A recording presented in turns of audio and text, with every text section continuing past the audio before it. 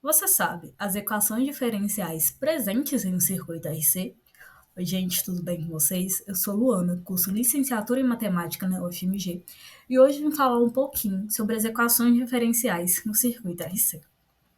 Para início de conversa, o que é um circuito RC, né? O circuito RC significa resistor-capacitor.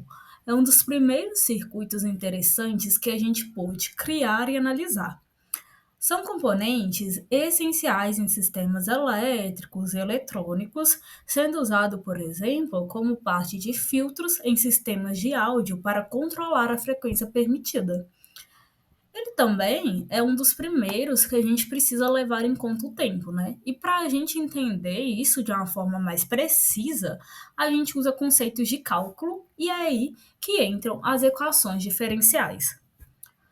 O nosso circuito tem um resistor, um capacitor e uma chave.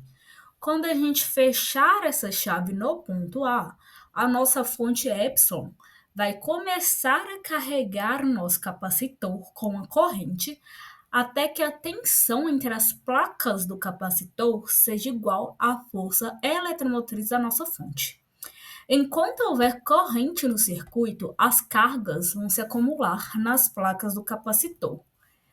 E bom, para a gente dar seguimento à nossa conversa, vamos relembrar rapidinho uma equação diferencial.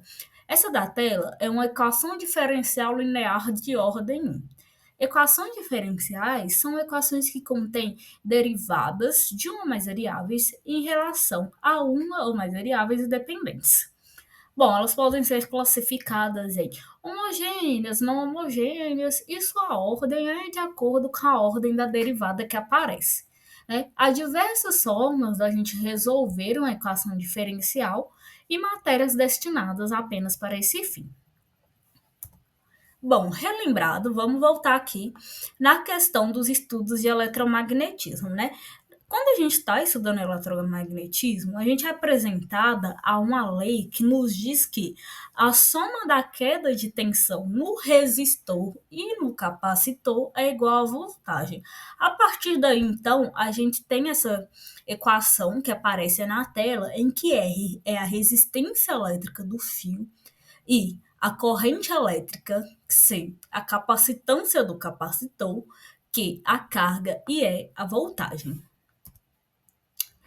Bom, tem um outro detalhe, de acordo com a definição da capacitância C do capacitor, a gente tem que em cada instante a carga Q pode ser dada por Q igual a C vezes VAB, em que VAB é a tensão entre as placas do capacitor naquele instante.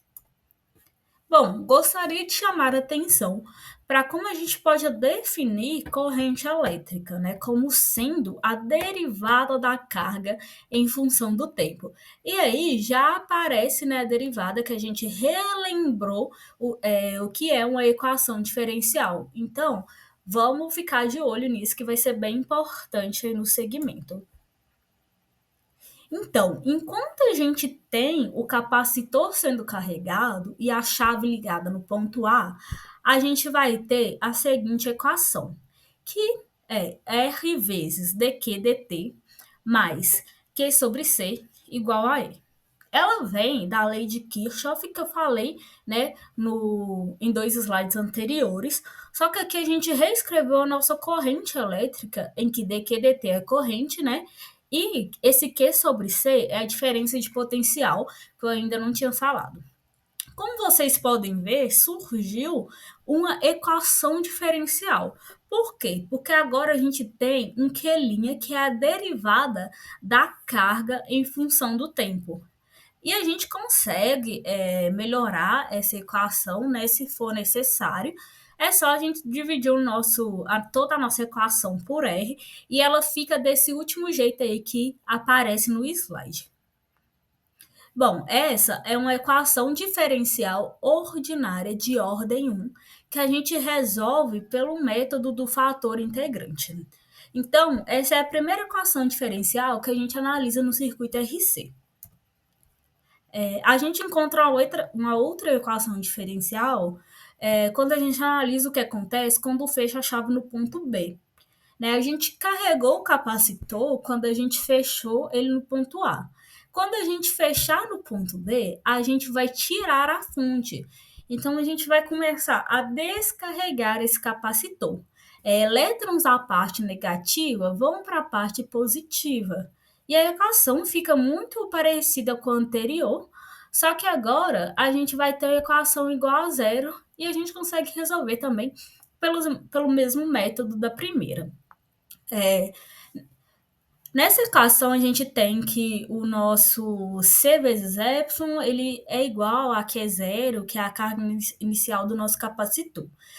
Para a gente encontrar a equação da corrente, a gente só deriva essas equações de carga que a gente encontrou, né? E aí a gente consegue encontrar equações da corrente quando a gente liga a chave no ponto A e para quando a gente liga a chave no ponto B. Né? Uma outra equação que a gente encontra também é para a variação nos terminais do capacitor, né? Então, a partir do momento que a gente começa a descarregar o nosso capacitor, né, quando a gente liga a chave lá no ponto B. Então, eu havia falado que C vezes Y era igual a Q zero, né? E como V é igual a carga dividida por C, quando a gente pegar essa equação da carga, a partir do momento que a gente liga a chave no ponto B e dividir pelo valor de C, a gente vai ter exatamente o valor da tensão nos terminais do capacitor quando a gente começa a descarregar ele, né? E a equação, ela fica desse primeiro jeito aqui que está aparecendo no slide, e a gente consegue melhorar essa equação, né? Porque o nosso R vezes C, ele está fazendo parte do expoente. E expoente, gente, não tem unidade, né? O nosso tempo, ele é dado em segundos. Logo, para a gente cancelar esses segundos aí do expoente, a gente precisa que o produto de R vezes C seja dado em segundos, né? Então, esse produto acaba sendo chamado de constante de tempo, porque ele tem que estar em segundos, e pode ser nomeado com a letra grega tal. E a gente pode reescrever essa equação da forma que ela aparece aí embaixo do nosso slide, né? Então é isso. Eu espero que vocês tenham gostado, se interessado por ver um pouco mais, aprender um pouco mais sobre circuitos RC e sobre essas equações diferenciais também, que são tão importantes quando a gente está analisando eles. É isso, esse vídeo foi feito para a matéria de eletromagnetismo que eu estou cursando. Eu espero que incentive vocês. Um grande abraço.